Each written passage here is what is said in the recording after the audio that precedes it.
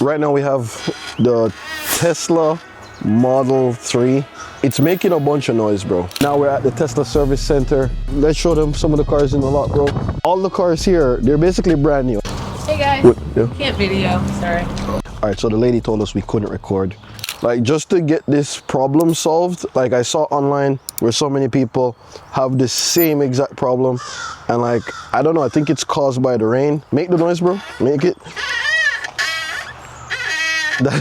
That's insane. So try to drive it to see like what happens.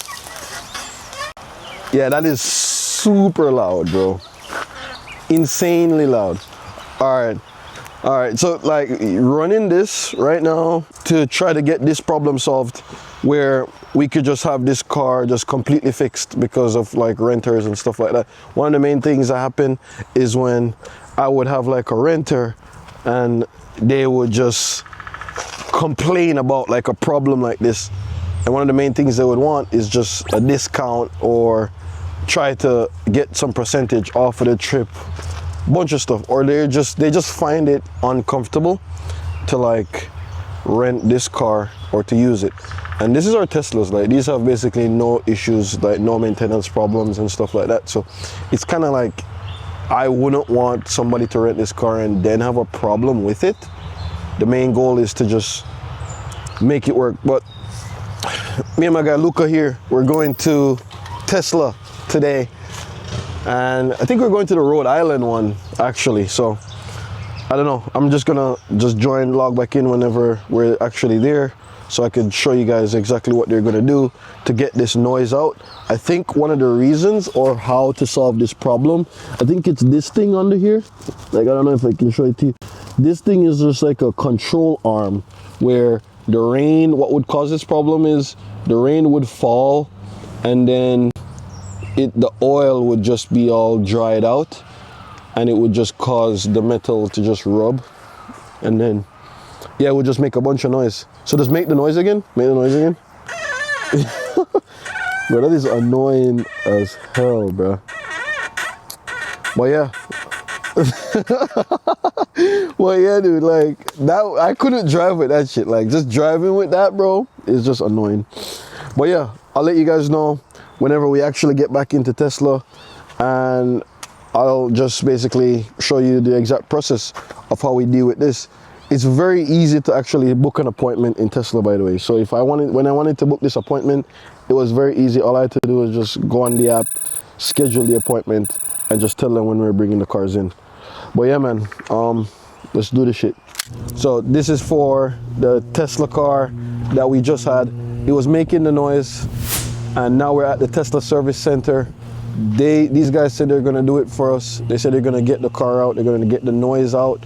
So we brought it to like the front there, and the customer service here is actually the best thing ever, bro. And this is what happens though. So for all our vehicle partners, whenever we have our Teslas, right now in the fleet we have about 5 Teslas, and for all our vehicle partners, the main thing we do is just, once we hear a sound, a noise, anything crazy that might affect customers, the main thing that we do is we try to get them serviced and done as fast as possible, right? So here, imagine if you were like a person who was just doing Turo, or you just dropped it off here. Imagine if you just had your car dropped off here. It would be in the lot here, because right now we're in the Tesla lot, and your car would just be literally here sitting.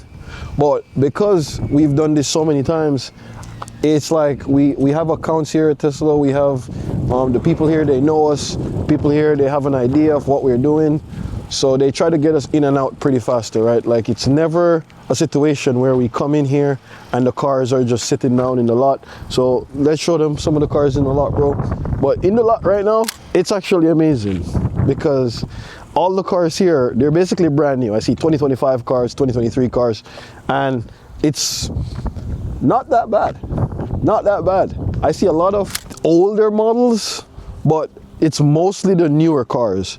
So like all the Cybertrucks, let's show them some Cybertrucks, bro, because these cars are crazy. The Cybertrucks that I've seen here, they're kind of like, I see some that are the base model, and then I see some that are just like fully loaded. They have everything added onto it, and it's just pretty cool. to actually see.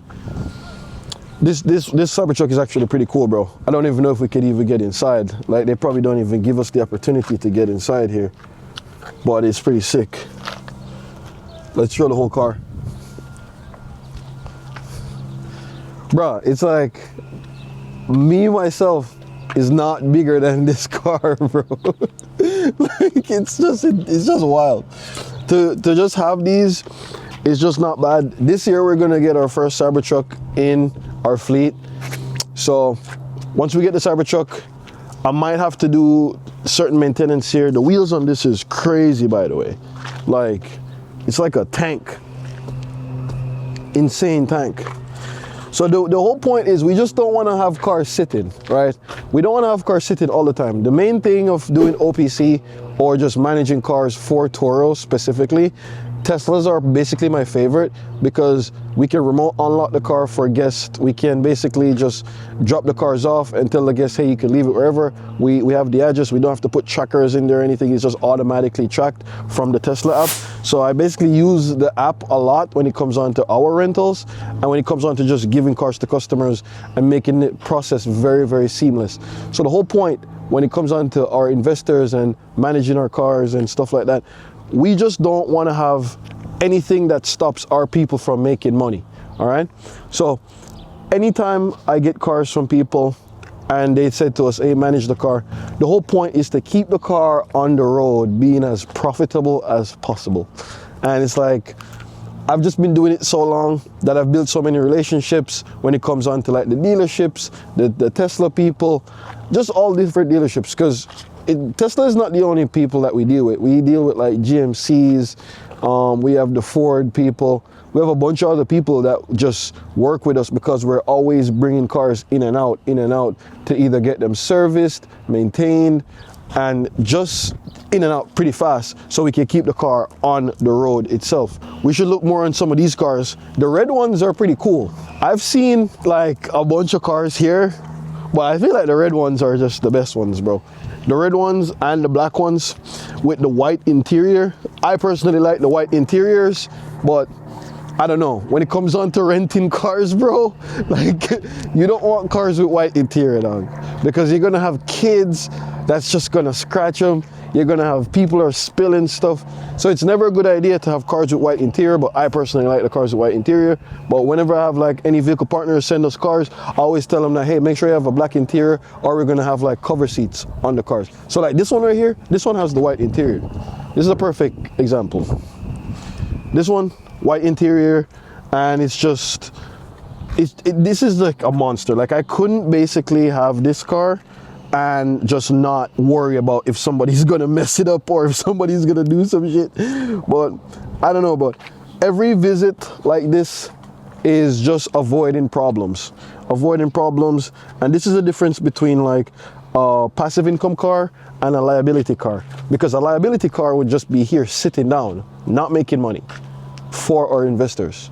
A passive income car is a car that is not here but on the road making money. All right, so that's the whole point. And visiting this trip, one of the coolest things that I've seen here is the fact that we could drop the car off and then they have another car literally here waiting for us that we could just drive and just like basically like have like a loaner car. Most dealerships or most other people, they would just, I don't know, like let me show you. So here, okay, so these are the cars we have so far. These are all our Teslas that we have. All these are all Teslas, but this is the loaner car that they gave us, and it's just to basically last us whatever time. And all I have to do is just click like upload driver's license, upload all that stuff, and then we can just have like a free loaner car for like up to 2 hours to go wherever, right? But it's not bad. I don't know why these people have them like this, but I would see a few cars like here with the hazards on. What I'm gonna do, I'm gonna record the car they gave us, and I'm gonna show you guys here. Bro, this is crispy. See what I'm saying? Red one is always the best one, dog. Damn, dog. Like, look at this shit, bro. Insane Model S. Wow. So most of these cars, these aren't rentals, bro. These cars aren't rentals. These cars are just here just for people to purchase these, bro. It's either purchase or they're just having them just chilling for like customers. Some of these are like service cars, some of these are like demo cars, like cars that they give out to people whenever their cars are being serviced and things like that. So say for instance, if your car was here at Tesla and it's out for like a couple of days, right? They would give you a loaner car, like one of these demo cars to actually drive. Bro, this is crazy with the white interior. Could never rent these. But yeah, man, the whole point of this though is to actually just show you guys how intense it can get whenever I come on to managing cars, especially on Turo, managing cars for people, doing OPC. It's always like just a gamble. Like you never know what can happen, because Teslas aren't like cars that you have to keep up with maintenance and like do oil changing and stuff like that. You don't really have to do that stuff. But when it comes on to just minor problems, in this car, if you see the problem before, I'm gonna run it back so you can hear how our car sounded. It sounded crazy, bro. The squeak alone on it was just insane. And like, I never liked that squeak. Customers don't like that squeak. And that squeak alone is like bad 4 stars, 3-star reviews. And we can't do that shit. Every time I get like a 4-star or 3-star review, I literally have it removed immediately. So yeah, I can't do that. But yeah, man, it's not too bad, you know. But let's see, if you're basically thinking about putting like a car over on like Turo, or you're trying to rent it out yourself, and you basically don't want to deal with all of this shit, like you don't want to be going to dealerships, you don't want to be doing like any maintenance on the vehicle and stuff like that, you just would like the passive income of Turo, just give us a call, bro. I'll put my information in the description so you guys could like hit us up whenever you want one of these cars. Look at these Cybertrucks. Insane. Insane. Just the fact that these are like, they just all look the same, bro. Like, I don't see any distinctive differences when it comes on to making these cars. Remember that demo car I was telling you about? What? This is it. So this is us trying to find the Tesla, the one that they gave us. It's like all the way down. I think it's at the front. Okay, so I think it's down at the front right here. So in order to find a Tesla, we would have to record everything, and it just gives us the exact spot of where this car is. But yeah, not that bad. Let's go. Let's try to find it, bro. This is the Tesla that they gave us. They said we couldn't record at the Tesla, but anyways, it's fine. Super clean car. Everything on this car is different. Like, let me show you. So look here, you see the freaking signal buttons are on the steering wheel, bro. Just now we didn't even know how to start it. Like, it starts completely different than all the other cars, bro. That is freaking crazy, dog. Like, I didn't even know what to do or where to start it. But yeah, we're just gonna go for like a test drive right now. Probably grab some food. I'm not sure what we might do yet, but the whole point is to just drive this car until our car is ready. But yeah, usually whenever vehicle partners send us cars, we do the same thing. We go fix the car, come back, and then do whatever they tell us to do when it comes on to just making as much money as possible, scaling, you know. Scaling is kind of crazy, bro, because the more cars you get, it's just the harder everything is when it comes on to just like managing the vehicles, just managing the operations, talking to customers on a daily basis. It's not for the weak, bro. I have to wake up insanely early just to get these things done. And yeah, just to manage the entire process alone by itself, it's just like very challenging, you know. So that's why we have to put systems in place, and this is why we have to like always just record everything, keep track of everything, make sure everything is done correctly when we're managing cars on Turo and just privately, right? So yeah, I just wanted you guys to see what we had to deal with on a daily basis when it comes on to just having problems in this business model. Yeah, this business model is not that bad though. It's very lucrative, I can tell you, but it's just a lot of hard work. And even though it's renting cars, it's still like an insane amount of hard work. So yeah, I try not to overthink this process, and I try to just be as organized as possible to just make everything work. But yeah, we're just gonna head out right now, and then let's hope that the car is back and it's fixed. So see you guys.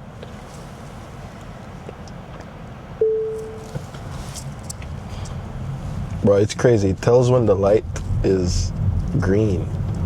That is absolutely crazy. Like, their AI tracking is wild, because it just tells when the light is green. Yeah, I didn't know that was like a thing either. But yeah, we good right now. Yeah, you could end it.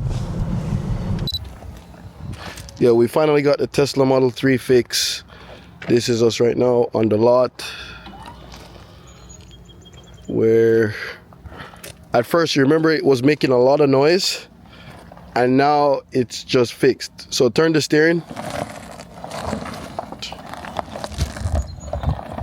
Wow, that's actually pretty cool. So it's just, we basically got the steering wheel fixed, we got the control arm fixed. Tesla took care of us, and yeah, they just got us in and out pretty fast. It's very easy whenever you deal with Tesla. So I'm just glad we actually got this fixed so we could get it back on the road super fast. And yeah, man, shout out to Tesla for helping us pretty fast. But yeah, I'll see you guys in the next one.